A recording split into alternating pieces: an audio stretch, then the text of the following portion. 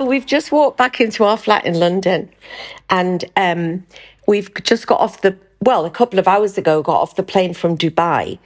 And right, when we're in a hot country, and I say to Lincoln, oh my God, it's 30 degrees outside. Why are you dressed in a roll neck and a fleece? And then we get back to the UK where it's genuinely freezing. Come in the flat, freezing. Feel my hands. Yeah, you're freezing. No, I know I'm freezing. Yeah. And yet you're saying you're not putting the heating up. How are you? And you're saying I'm not cold. No, but I am cold. But I put it up. You have put it up? Yes, I've just put it up.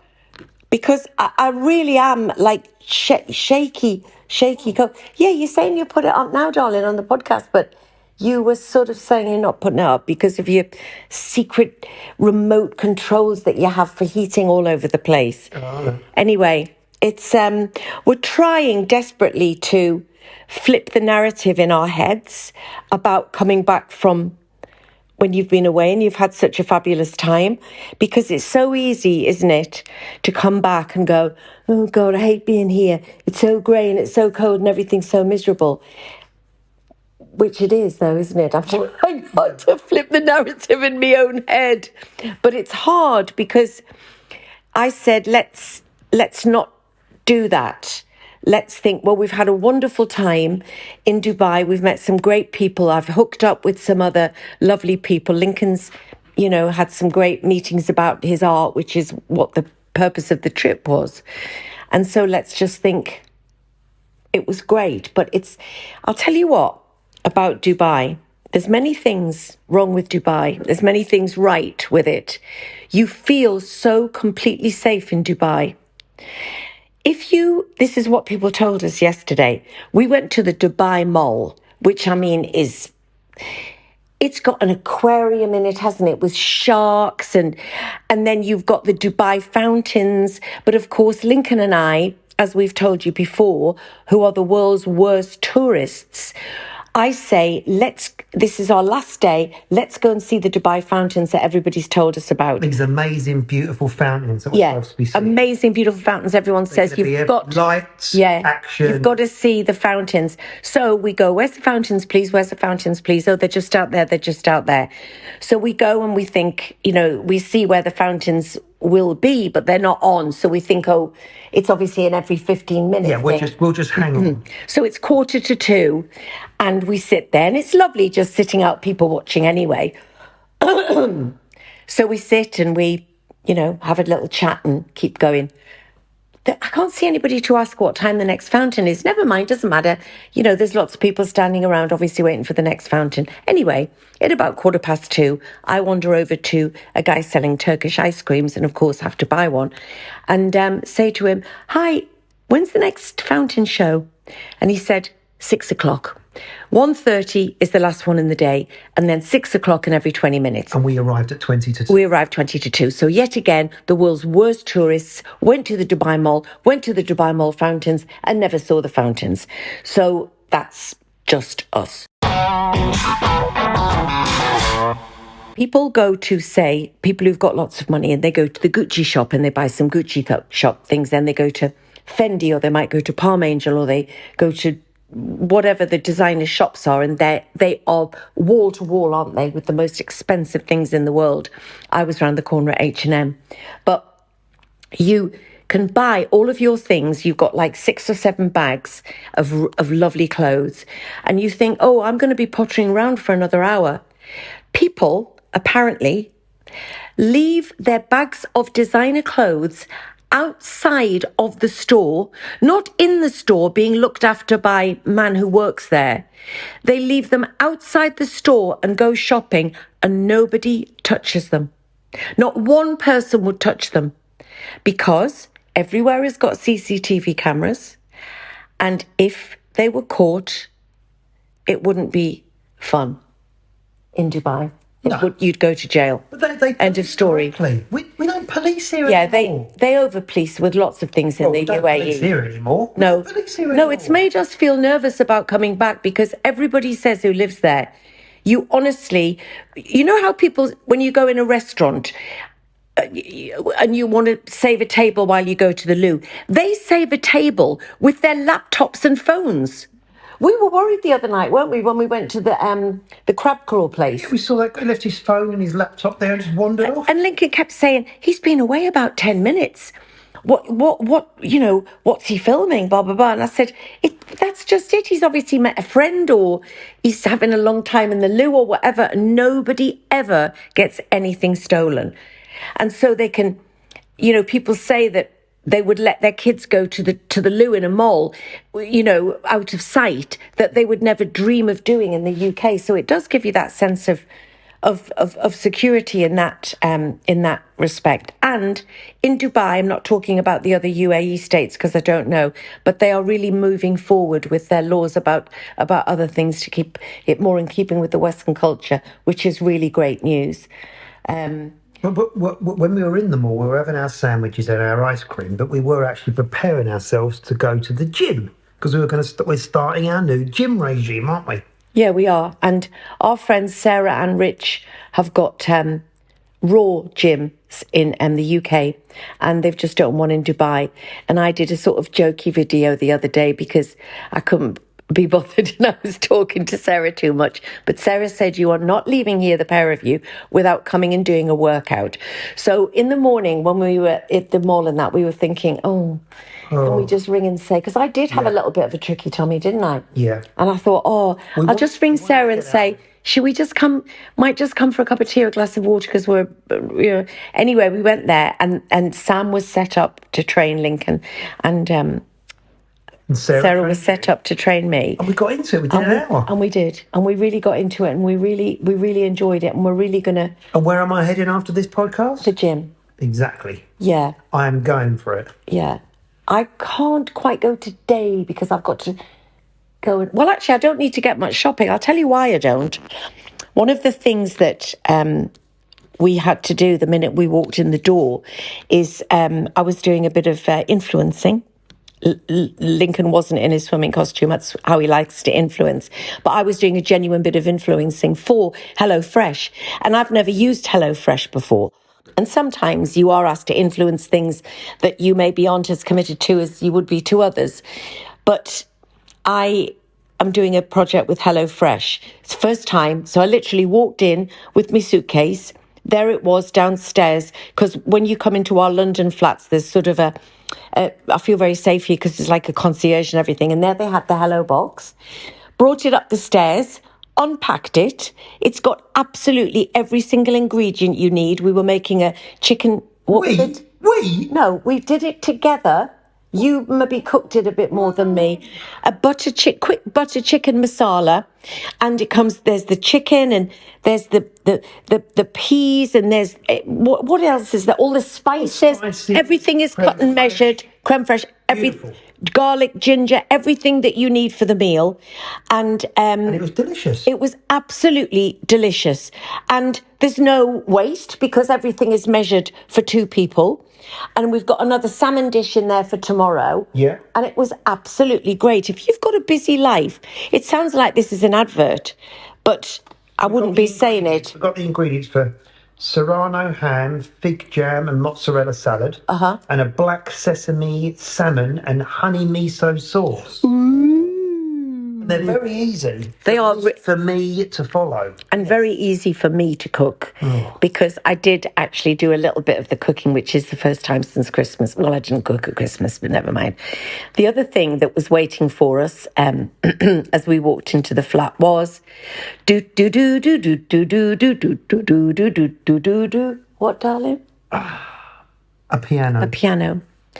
So, I have never played an instrument since the recorder, and I was pretty good on the recorder, but I just think they are the most pointless instruments in the world because everybody hates the noise of them.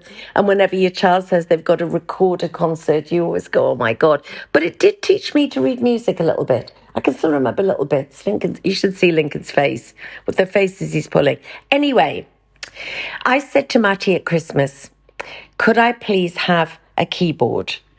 And the obvious question was why? Well, actually, I don't know. I said why as well. well. I don't know whether he said why. Did he say why? Yes.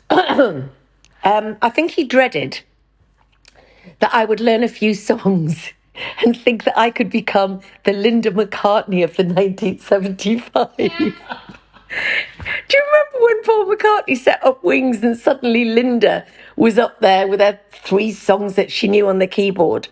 And anyway, I just decided that I was going to learn. So whether or not I learn with a teacher, or Matty said that there's these great apps that you can use.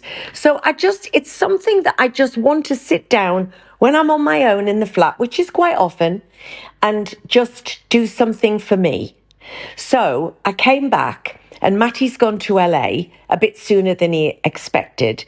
And so Flip, who's Matty's assistant, came over and set it all up for me in the bedroom. And it's white as well. It's this lovely white piano. I'd forgotten he'd got me a white one. I haven't actually turned it on yet or anything, but I'm sure that fans of the podcast will be absolutely looking forward to... You can do like the jingle, Yes! You can do like the going out music. Yes! Good night. I mean, DK does... DK... I could be in like a nice swimsuit. Oh my God. DK obviously does the production of it and the jingles and everything. But I think when people, when I get a couple of weeks of learning under my belt, I think we may, I might start it with, I don't know, I might start and end each one with a little Victoria Wood type of song. You never know. I could sing along. Yeah, I'm sure you could. But I'm going to learn one for the next podcast, or at least... No, we could tour the country. No, you're not part of it, Lincoln. Part of No, you're part of the podcast, but you're not part of my piano life. I didn't get it to become the Renee and Renato of the White City. I could just be silent but dancing like next to you. I'll make you look better because I can be quite flamboyant. Yeah, okay. Well, we'll have...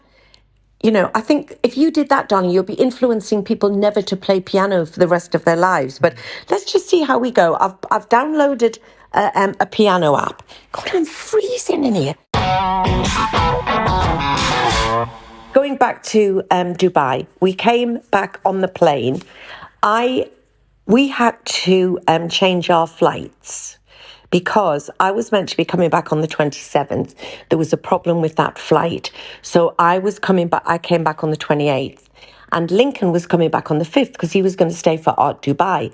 But then we got the news that our first grandchild was possibly going to be coming a little bit early. Mm-hmm. So we are sitting here waiting for news any day now that our little grandchild is here. This is, of course, Lincoln's son, Lewis. So we've got... And his wife, Lizzie. And his wife, Lizzie, of course. But we've got Louis and Lewis. Lewis is mine, Lewis is Lincoln's. So Lewis and Lizzie are expecting their first baby, and it's any day now. And Lincoln was saying to me, because he's a tough guy, but he's got a little soft interior, what do you call it? Tough exterior, but he said to me on the plane when we landed, please don't tell me if the baby's arrived, because I don't want to burst into tears on the flight, because you're feeling quite emotional, aren't you? Yeah, I am, I am.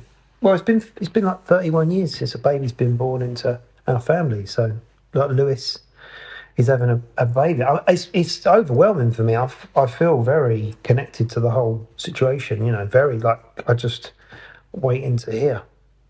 I want to be over there, but I don't want it to be Lincoln's in a Premier Inn round the corner, sneaking round to see what's going on. But I want to be there, I know. There. I know. I mean, it's funny. You feel very excited. I feel very excited. I mean, I really do feel excited about it, because I know that I'm not biologically connected, but Lewis is my son as far as I'm concerned, but obviously when you are a blended family, you have to share the child out more, because obviously there's us, and then there's Beverly, your ex-wife, Lewis's mom, and then there's Lizzie's mum and dad, Andrew and Rosemary. So, we're going to be fighting over the little fella, aren't we? Yeah. But we're all really, really excited. But no, I feel very invested in it. But it's interesting because nowadays people tend to have the whole family in there. When sometimes the mum's in there and this is there. I I was very happy just for it to be me and Tim at the time. Do you know what I mean? Yeah. And I think Lizzie is. I'm leaving them to it, but I want to be just around the corner. Oh yeah, that's why I needed to be back from Dubai. I needed to be back. Yeah, so that's how we got back. But the point being is that we couldn't get 2 seats together. So we were sitting, Lincoln was the seat in front of me. And we, of course, were both dreading who we got to sit next to us. We were thinking if they were going to be nice, we would ask them to swap. But we didn't do that because they didn't offer to. And it was quite clear that the 2 guys that sat next to us had booked an aisle seat. So we didn't want to do. And anyway, we were fine. But I just was waiting to see the guy in front who was sat next to Lincoln starting to make conversation and seeing Lincoln wheedle out of it, because once he was on an aeroplane and he was in a seat. I wasn't on the plane. He was in a seat and across the aisle was a woman and she kept trying to engage him in conversation and he doesn't want to do that. So he said he put he sort of politely answered her question and then made it quite clear he didn't want to talk. So he put his earphones in and then she still kept trying to talk. And eventually he leaned over and said, "I'm sorry, but I don't talk on aeroplanes." No, I don't talk when I'm travelling. I would have absolutely died if you'd said that in front of me, though, Lincoln. I think there's a lot of people that just say, "Look, sorry, I don't talk, I'm travelling." Oh, I know, but you know me, I'd end up talking for... I actually had a nice guy. About me quite a lot. I think they've probably heard this before, actually. You mentioned this... I know you don't understand it, but it's a good thing to have. Always put on the old Uber, "Do not talk to me." And you know when they say you could put notes or messages? I've never seen that before, but But in America it's there, isn't it? Yeah. I know, I know. Anyway, I know. I think we have talked about that before, but it's just always really prevalent.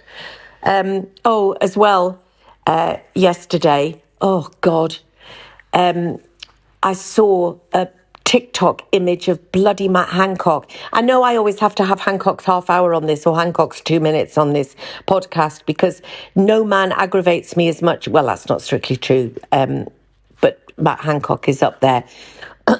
And he's a bloody Newcastle supporter. And there he is going, I can't think how he talks, but anyway, oh God, that face of his.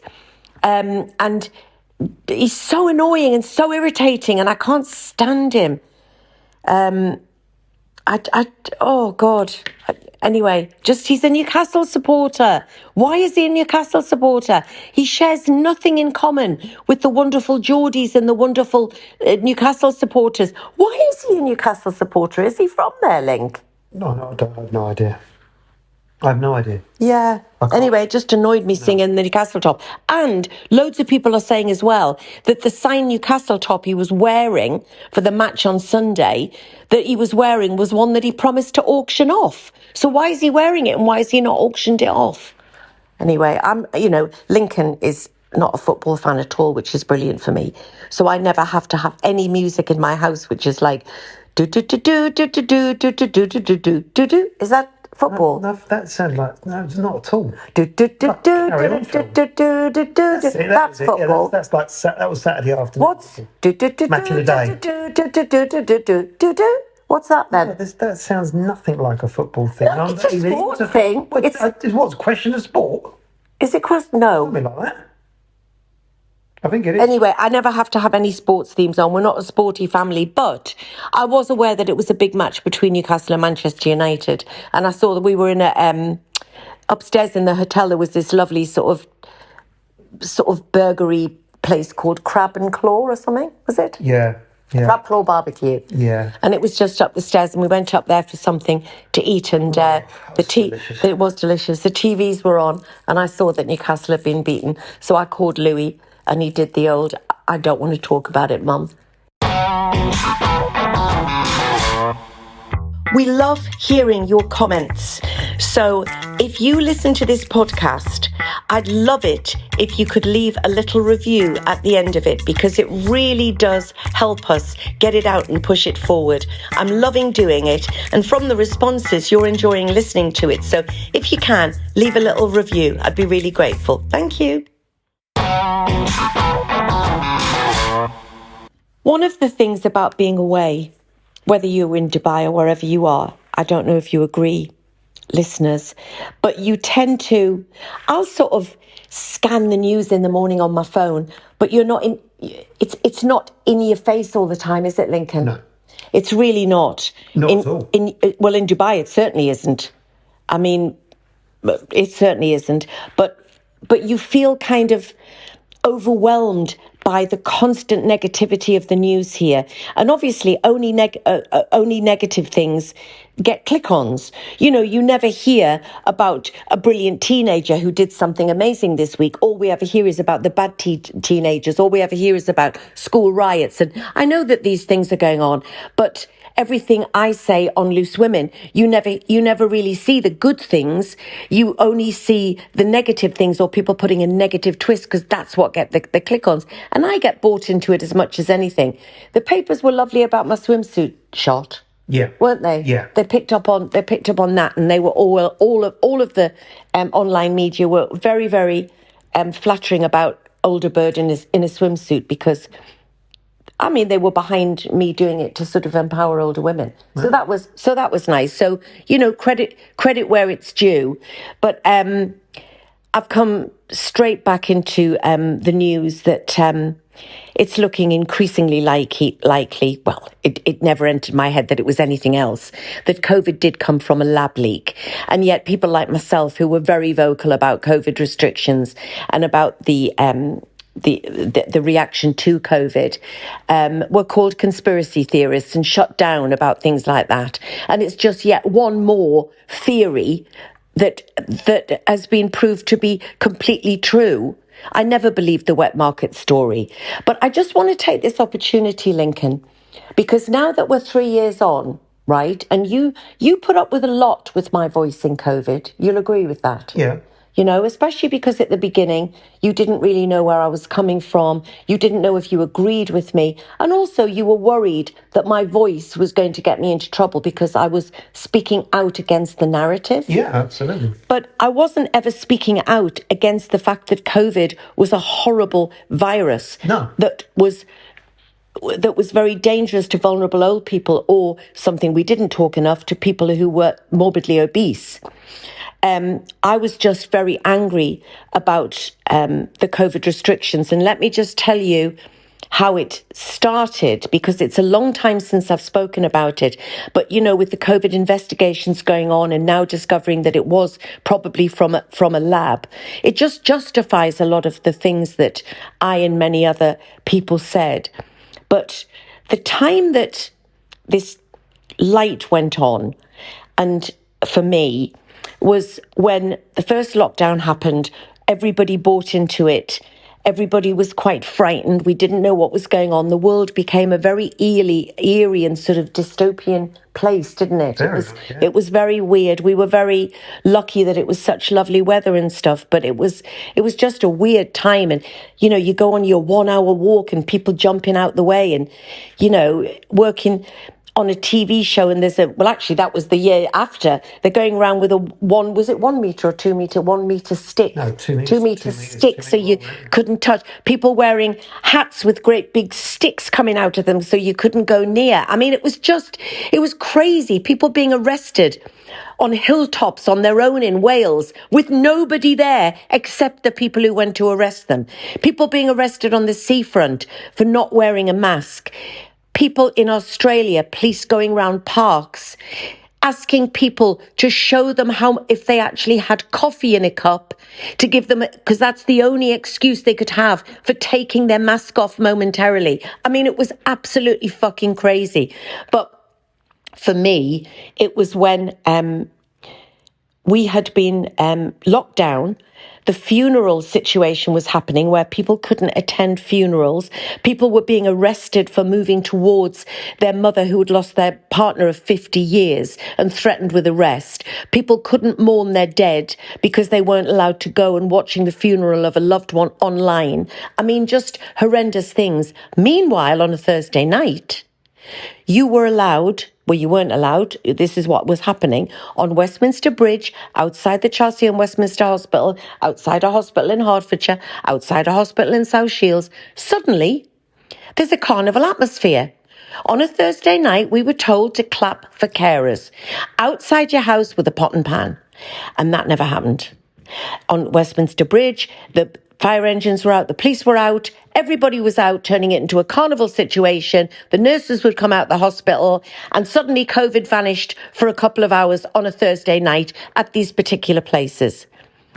And it just made me think, hang on, I saw the emperor with no clothes and I couldn't put those clothes back on because all of those people there were going home to vulnerable people, or so we were told.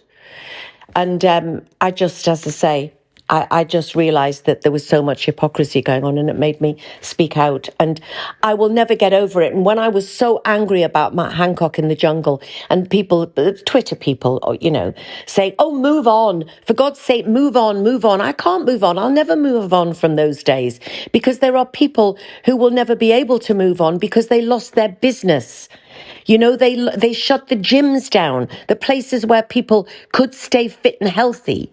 You know, they trapped people in their homes with husbands who would, and wives who couldn't, they didn't have a release valve. It was all very well for those of us with the back gardens and everything and doing our banana breads, but it wasn't for the people that were locked in violent homes. And anyway, I just sometimes, when a new thing comes out, it's not a new thing. I never personally thought that the coincidence of the, you know, Institute of Virology being in Wuhan and then that being from a bat soup, it just didn't make any sense to me. But anyway, there you go. Sorry, rant over. Going back to Hancock, what do you think about? Well, I haven't really asked you this question, but like Hancock, he obviously had a big presence on television at that time, and he wanted to then continue that into a celebrity market. Well, they all do. It's like that. It's like that guy. What do you call that? The guy with the blonde hair who says, does he try to imply it's not a wig? I don't have a problem with him wearing a wig, but what do you call that politician? The one that was on First Dates recently. Oh yeah. I know you mean. You know who I mean. Sure. He's trying to be a celebrity now as well. And as I say, Matt Hancock turning up in the audience of Dancing on Ice two weeks ago. What for? He wasn't even supporting anybody on Dancing on Ice. Why was he even there? And it just makes me so sick that this guy, and now he's formed a production company or something.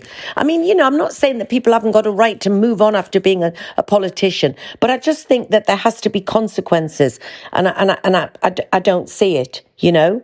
I mean, Carol Vorderman, my mate Carol, is really flying the flag for many of the injustices that were done. Oh. And many of those injustices were done on that VIP lane as well. I know I sometimes repeat myself on here, partly because I'm getting old and I can't remember certain things, but also there's certain things which those of you who know me by now will know that I just get so irate about. But the Good Law Project, right, or a great organisation, they are spending a lot of money and constantly trying to raise money to be able to do what the law in this country should be doing, which is holding some of these people to account. And they're one of the only law firms doing it. And it's absolutely appalling, and it just makes me sick. Anyway, right. That was my little. Hancock's half hour. Yeah. Oh, I'll tell you what we have got tonight, though, Lincoln. We've got Albert coming round to give us a massage. I feel like my shoulders are so. Do you? Yeah, go on, Albert. Oh, yeah. Yeah. I like Albert coming round to do a little massage. Good. So I really think. Oh, did you see as well when the newspapers go on about Audrey Plaza stylist, and it says, did you see that, Lincoln? That photo. Mm-hmm.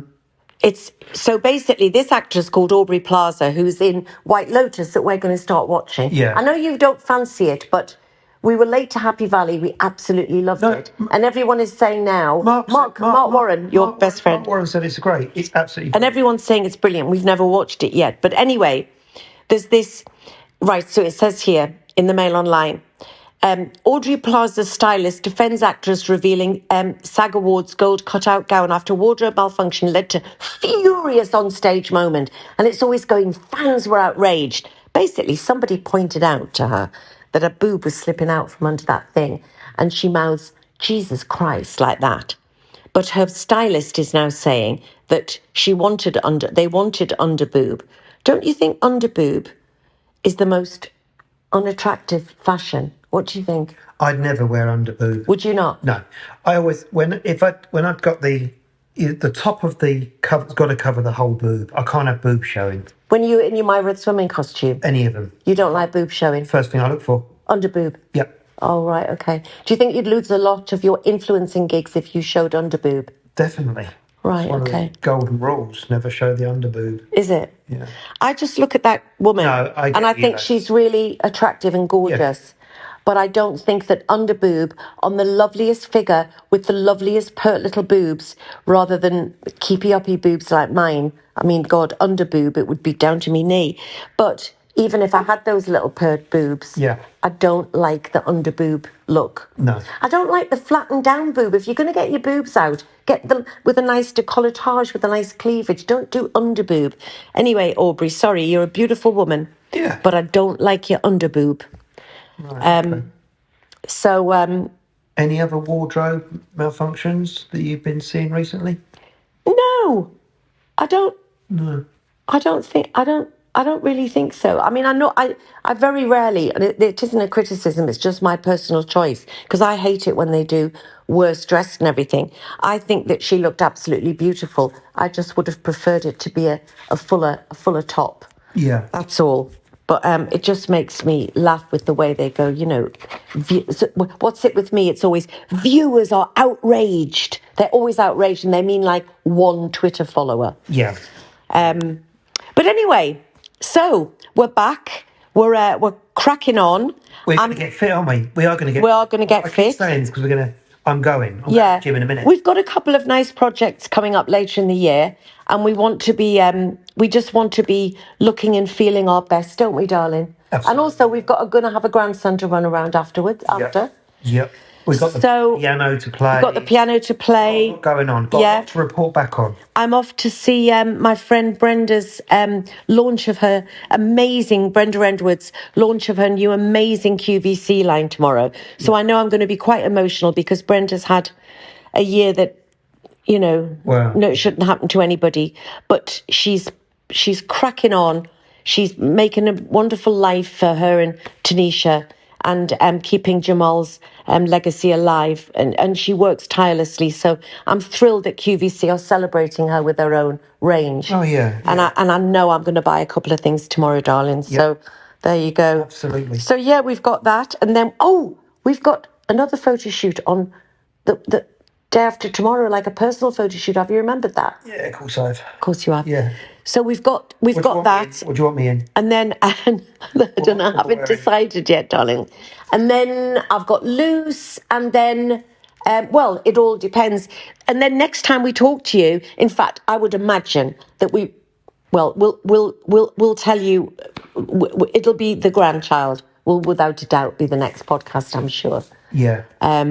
So excited. We're very, very excited. Nana and I wanted Nana and Grandpa because my mum and dad were Nana and Grandpa, but I think Lincoln wants Granddad. Yeah, Granddad. You want Granddad? Yeah. So it'll be Nana and Granddad 50 for us. Granddad swimsuits. Yeah, 50 Granddad in a swimsuit. Well, I grew up with a father in drag, so you know this one's going to be no different.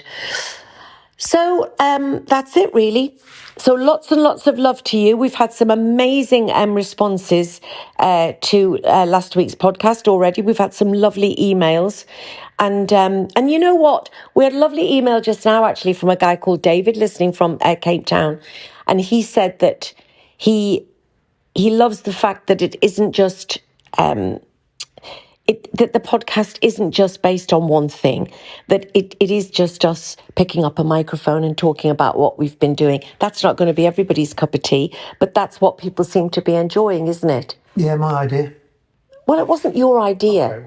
But no, it was your idea to not make it like a mental health podcast or this podcast or that podcast. Yeah, it's just your life. Yes, because it's crazy, full and fun. Yeah, but we are going to LA soon, and you're going to have to come with me on the Bravo journey. Because you know I'm Bravo obsessed and Real Housewife obsessed, and I have got some Bravo interviews lined up for when I'm in LA. So Lots and lots of love to you all. We'd love to hear from you. Let us know what you want us to talk about.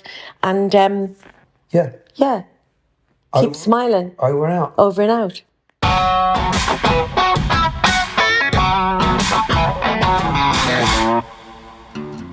So guys, if there's anything that you've ever heard me talking about that you'd like to hear more of, or indeed anything you can suggest that me, DK and Lincoln can bring to the table, contact me on denisewelchpod@gmail.com. And indeed, if you've got any questions, ask away. We'd love to hear from you.